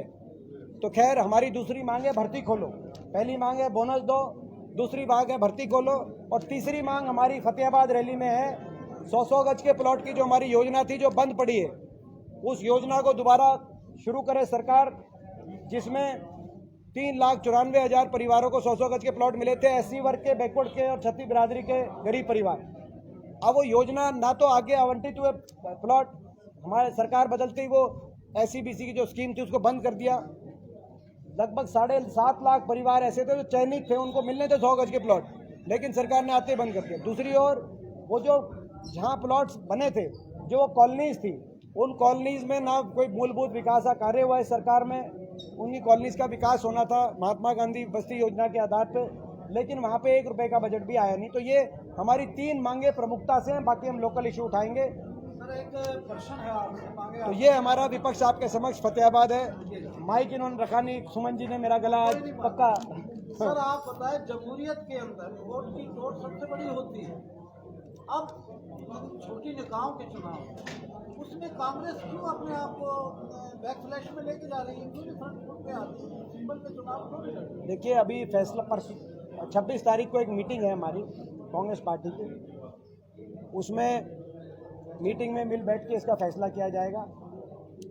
और जब एक बार फैसला हो जाएगा तो हम अभी ऐसा नहीं, हम चुनाव में सिंबल पे नहीं लड़ रहे। अच्छा, ऐसा नहीं। हमने अभी निगम के चुनाव थे, सिंबल पे लड़ाए थे हम। बहुत से परिषदों के चुनाव में भी सिंबल पे लड़े थे।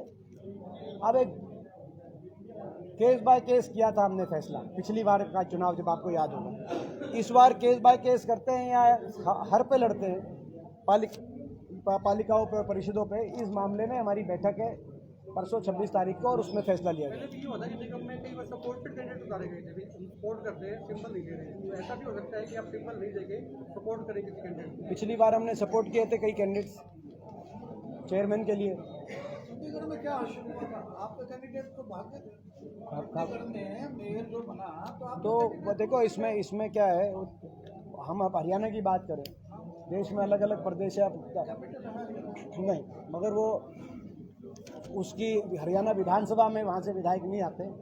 अलग प्रदेश है, जो हरियाणा की शासन है उसमें जो है वहाँ से कोई विधायक उनके नहीं आते। नहीं, वो इसलिए अलग नहीं, हर प्रदेश के अलग परिस्थिति। हरियाणा के अंदर हरियाणा की परिस्थिति देख के कल ही अजय चौटाला जी ने आप पे बहुत बड़ा तंज कसा है, वो मैं कह दूं तो बड़ा पता लगेगा, वैसे सुनाई देता है। या कांग्रेस चिंता सीवर नहीं कर रही, चिता सीवर कर रही है, ये अजय चौटाला जी ने कहा है। और जैसे कि हांसी में कहा हुआ है ये, और जैसे कि पंजाब में हुआ और आपके नवजोत सिद्धू बिहार का बात। देखिए, अब उनकी बात आप उनसे पूछो। नहीं, आप बताइए ना उनको। देखो, मैं जो है उनकी बात का क्या जवाब दूं? सवाल ये रहेगा सर, क्या कांग्रेस अगर सिंबल पे नहीं देती है तो क्या सपोर्ट कर सकती है? नहीं, तो अभी कोई फैसला नहीं लिया सर्वेश जी, हम ये फैसला लेंगे। 26 तारीख को मोस्ट लाइकली एक मीटिंग रख रहे हैं, और उस मीटिंग में उससे पहले भी विचार विमर्श चल रहा है। 26 तारीख को बहुत से जो सीनियर लीडर्स हैं सारे, सबको एक साथ बुलाया जा रहा है, सबसे विचार विमर्श करके फैसला लिया जाए। जैसे रणदीप सुरजेवाला जी आपके राष्ट्रीय स्पोक्स पर्सन है, उन्होंने तो सीधा कहा है ये एक बड़े मीडिया के माध्यम से करना चाहिए।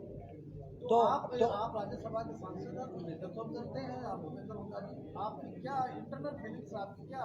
देखिए, इसमें क्या है, आप भी मेरे को जो है, जब से स्टूडेंट था तब से आपने मेरे को जो है, आप जानते हैं, पहचानते हैं। तो आपने हमेशा देखा, मैं पार्टी की जो राय है वो पार्टी के इंटरनल प्लेटफॉर्म पे देने में विश्वास रखता हूँ। तो पर जब बैठक की बुलाई है तो सारी बात लेके, लोगों की भावनाओं देखते हुए जो बात कहनी होगी वही कहेंगे। मगर जो भी है, मैं समझता हूँ कि अभी तक हमारा फैसला, जो आपको पता है कि हमने अभी पूरा फैसला नहीं है कि सिंबल पे लड़ने का, लेकिन सिंबल पे हमने लड़े हैं, पहले सिंबल पे लड़े हैं हम चुनाव। पिछली बार भी लड़े थे, अम्बाला में, पंचकुला में, सोनीपत में, रेवाड़ी में, और कई जगह हमने, उकलाना में, सापला में, कई जगह हमने सपोर्ट किया था उम्मीदवारों को बिना सिंबल के, पालिकाओं में खास तौर पे। अब इसमें कुछ बदलाव है या यही है, जो भी बदलाव हो अब ले लेंगे फैसला। सर 29 को ही मुख्यमंत्री और उप मुख्यमंत्री भी एक जनसभा का आयोजन कर रहे हैं, मीटिंग का आयोजन कर समानांतर। देखिए, क्या मानते हैं इसको समानांतर नहीं कहिए आप इसमें, क्योंकि आप में से अधिकतर लोग निष्पक्ष हैं। मुकेश के बारे में तो मैं नहीं कहता, नहीं कहिए सर। नहीं, मैं नहीं कहता, वो तो आपको देखना, आकलन करना है लेकिन वो तो आपको स्वयं आकलन करना है, क्योंकि आप पूरी बात मेरी दिखाओगे कि नहीं दिखाओगे वो तो उसी से पता चलेगा। नहीं, मगर इसमें आपकी जो कानों में कोई और बात डालने की वो अलग है सर। अच्छा आप चाहे मेरी वीडियो देखें चाहे मेरी खबर देखें, अच्छा, एक भी नहीं करती। ठीक है, नहीं ठीक है, बात तो कह दी तो मैं क्योंकि बात किसी ने मेरे को कहा था, मगर इन्होंने मैं कह रहा था आपके कानों में कुछ और डाला तो क्लैरिफाई हो गया। मेरे ख्याल से इतना नहीं, इसीलिए क्लैरिफाई कर दिया मैंने बात यूँ का साथ ही साथ क्लैरिफिकेशन कर दी। कोई ऐसी बात होती तो मैं अपने मन में रखता, क्लैरिफाई हो गया। अच्छा, इसमें क्या है कि क्या बात क्या क्वेश्चन में, हाँ ये वो समानांतर रैली मत कहो उसको, वो रैली मुकेश जी हमने पहली विपक्ष आपके समक्ष रखा। आपने देखा होगा हमने जब करनाल में रखा तो मुख्यमंत्री जी ने अगले हफ्ते करनाल में किया, हमने जब जींद में रखा तो उप मुख्यमंत्री जी ने जो उचाना में करना पड़ा, नहीं तो कर नहीं रहे थे, जबकि करना इनको चाहिए। हमने जब फरीदाबाद में रखा तो मुख्यमंत्री जी फरीदाबाद गए, और अब हमने फतेहाबाद में रखा सिरसा लोकसभा में, तो मुख्यमंत्री जी भी सिरसा लोकसभा ओडा गांव में और उप मुख्यमंत्री जी फतेहाबाद टोहाना के अंदर। ये इसको हम एक बहुत बड़ा जो है बैक हैंडेड कॉम्प्लीमेंट मानते हैं। इसको हम अपनी जो है हम इसको अपनी सफलता मानते हैं कि हमारे जनता जिस तरीके से आ रही है हर प्रोग्राम में, आपने फरीदाबाद में देखा होगा, कुरुक्षेत्र में देखा होगा, उससे मजबूर होके वो कहीं ना कहीं सत्ता की क्या और भाव देखकर, और उससे मजबूर होके सत्ता दल की दोनों सत्ता दूर हो रही है। और ये इस केवल फतेहाबाद की बात नहीं, मैं ये भी बता दूं, अगली जहां हम रखेंगे मैं इनको चुनौती देता हूं कि वो वहां ना रखें दोनों। अभी दोनों को आना पड़ा सिरसा में, अब आगे अगली जहां करेंगे। मगर हमारा मकसद केवल उनको लोगों की संख्या से, हाजिरी से उनकी नींद उड़े और वो अपना प्रोग्राम रख दे दोनों, वो हमारा मकसद नहीं है। हमारा मकसद ये है कि जनता के इशू सॉल्व होने चाहिए। अगर ये आ रहे हैं वहाँ पर तो हमारी केवल रीस में जनसभा ना करें, हमारी मांगों को, जो जनता की मांगे हैं उनको मानने का काम करें। भर्ती खोलने का घोषणा करके जाएं, मैं स्वयं धन्यवाद करूंगा कि हम घोषणा करते हैं।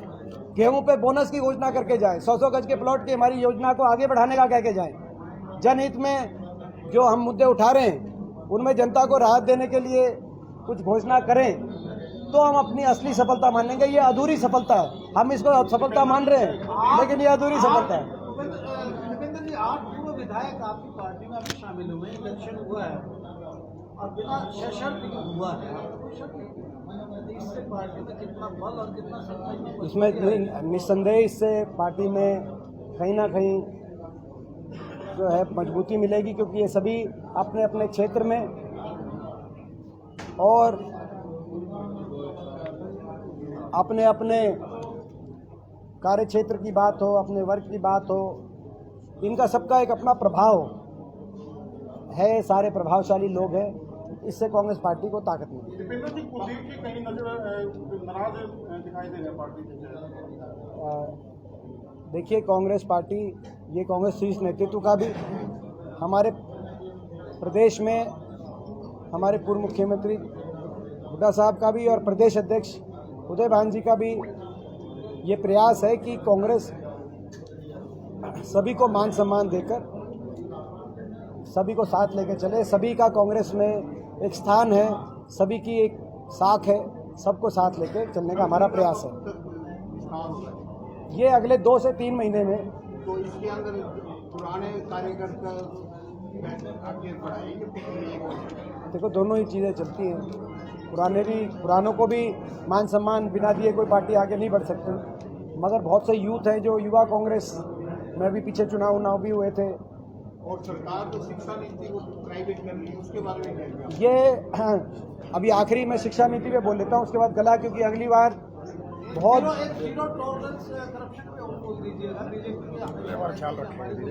हाँ, ये आपने 2 सवाल अच्छे पूछे। माइक होता तो बहुत बढ़िया, मगर कोई बात नहीं, आज नेक्स्ट टाइम देखो गरारे करने पड़ेंगे। देखो, एक है अच्छा है तो चाय ले ही आए हम, ये भी पी लेंगे इसके बाद। देखो दो चीज़ें करप्शन की, एक करप्शन का बड़ा अच्छा पूछा, क्योंकि हमने एक चीज़ कह रखी है कि भाई पीछे एक बार चुप कराना, सरपंच साहब पीछे एक बार चुप कराना। सबसे हाथ जोड़कर प्रार्थना है भाई, कोई बोलो ना प्लीज, इनका गला पहले ही खराब है और फिर बहुत दिक्कत हो रही है। देखो करप्शन का बहुत अच्छा सवाल पूछा गया, जरा हाथ जोड़ के प्रार्थना,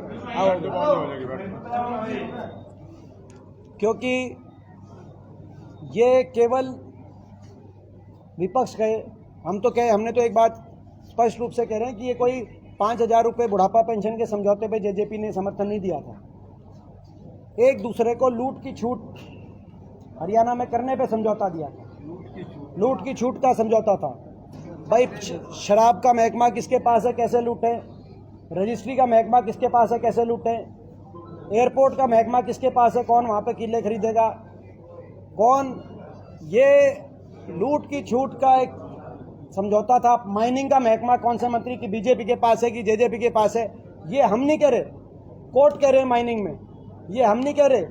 ये दादा गौतम बता रहा है कौन कितना जिम रहा है, ये हम नहीं कह रहे। ये डॉक्टर अरविंद शर्मा कह रहे हैं कि भाई, आप डॉक्टर अरविंद शर्मा कह रहे हैं कि भाई ये हम कहें तो आप हमारी बात मत मानना, मगर उनके सांसद और विधायक डॉक्टर अरविंद शर्मा कह रहे हैं कि 350 करोड़ रुपए कौन बीच में खा गया, मुख्यमंत्री जी आप पता करो। वो तो नाम भी दे रहे हैं, उन्होंने तो सभा में 2 नाम भी दे दिए कि इन 2 आदमियों को अगर जो है जिस दिन इनसे पूछताछ होगी तो नाम आ जाएंगे।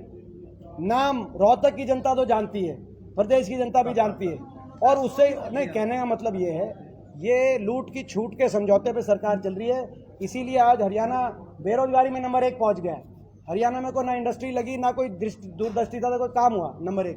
ये तो अब शिक्षा का मैं बताता हूँ, अपनी बात खत्म करते, इसी में शिक्षा आती है। हमारी शिक्षा नहीं, हमारी हरियाणा में जब कांग्रेस पार्टी की सरकार थी तो 2 बातों को लेके चले थे, हरियाणा को शिक्षा हब बनाना और हरियाणा को खेल हब बनाना, ताकि युवा पीढ़ी शिक्षा और खेल की तरफ रहे, नशे की तरफ, अपराध की तरफ ना जाए। इसी कड़ी में हरियाणा में 12 सरकारी यूनिवर्सिटी बनाई गई उस समय, और 15 प्राइवेट यूनिवर्सिटी को यूनिवर्सिटी का स्टेटस, 27 यूनिवर्सिटी में, चाहे वो लाला लाजपत राय यूनिवर्सिटी हिसार हो, चाहे वो सोनीपत के अंदर सोनीपत के अंदर भगत फूल सिंह यूनिवर्सिटी हो, चाहे वो बाबा कहते हैं Ambedkar university Rajiv Gandhi education city में हो, चाहे वो पंडित भगवत दयाल शर्मा हेल्थ यूनिवर्सिटी रोहतक के अंदर हो, चाहे वो चौधरी बंसीलाल यूनिवर्सिटी भिवानी के अंदर हो, चाहे चौधरी रणबीर सिंह यूनिवर्सिटी रोहतक के जींद के अंदर हो, चाहे वो YMCA यूनिवर्सिटी फरीदाबाद के अंदर हो, ये सारी यूनिवर्सिटी हमारे कार्यकाल में 12 यूनिवर्सिटीज़, 15 प्राइवेट यूनिवर्सिटी, इसके अलावा नेशनल इंस्टीट्यूट्स, IIM रोहतक से लेकर, एम्स से लेकर और NID कुरुक्षेत्र से लेकर नेशनल इंस्टीट्यूट ऑफ डिज़ाइन, ये सारे इंस्टीट्यूट, ताकि हरियाणा एक तरफ शिक्षा, एक तरफ खेल। 1 लाख से ज़्यादा मैं आपकी जानकारी में ला दूं, हमारे समय में केवल शिक्षा के अंदर भर्ती की गई थी। ये हमारा शिक्षा मॉडल था। देश में कहीं इतनी भर्ती शिक्षा एक महकमे में नहीं करी, 1000 से ज़्यादा। इन्होंने तो 8 साल से JBT ओवरेज हो के भर्ती नहीं करी।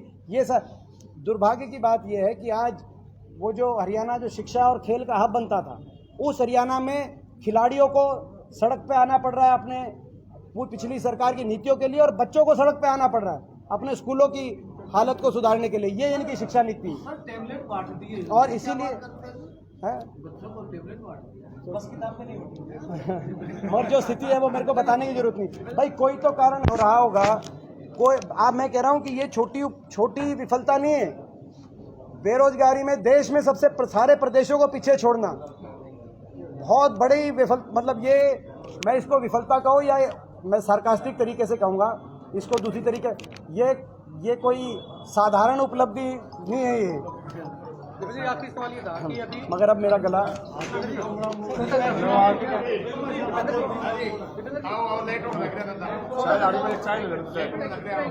आगे क्या चाहे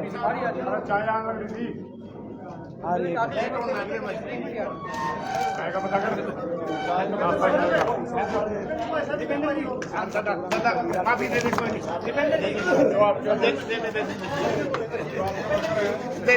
दे, आज आपने भी आना है, आज ये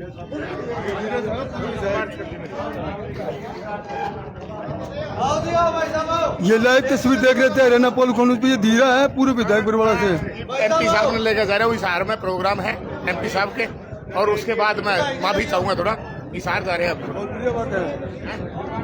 आपके सामने फेर कर लूंगा प्रोग्राम, किसे टाइम बुला लियो। इस समय पत्रकारों से मुलाकात कर रहे हैं। ले लियो या फाइल ले लियो, यार गंभीर बात हो गई, हिसार लेट हो रहा है, करवाइए भाई। उसमें बीजेपी के सांसद थे, बीजेपी के विधायक थे और भी तमाम नेता थे। ये तमाम लोग सरकार के खिलाफ थे, कट्टर सरकार के। तो आपको क्या लगता है कि जो ब्राह्मण समाज है उसमें कोई सरकार के खिलाफ को विशेष विरोध? देखिए, ये जो पैरावर की बात है उसमें हम पूर्णतः ब्राह्मण समाज के साथ है, क्योंकि उनकी वो जायज़ उनकी मांग है पैरावर की उस भूमि को लेकर। उस भूमि को हुड्डा सरकार में कैबिनेट के फैसले के माध्यम से पैरावर गांव की भूमि को गौड़ ब्राह्मण संस्था शिक्षण संस्था में दिया गया था। पैरावर की भावना थी, लोगों की भावना थी, उसकी कदर की गई थी। लेकिन इस सरकार ने जिस तरीके से और जो सारी बात वहाँ पे खुल के आई है कि जो तिरस्कार जिन लोगों ने उस भूमि को लेकर बात करने की कोशिश करी, उनको सहना पड़ा। बड़ा ऐसा कहीं ना कहीं इस सरकार के जो ब्राह्मण विरोधी इनकी मानसिकता है उसको कहीं ना कहीं दिखाई दी।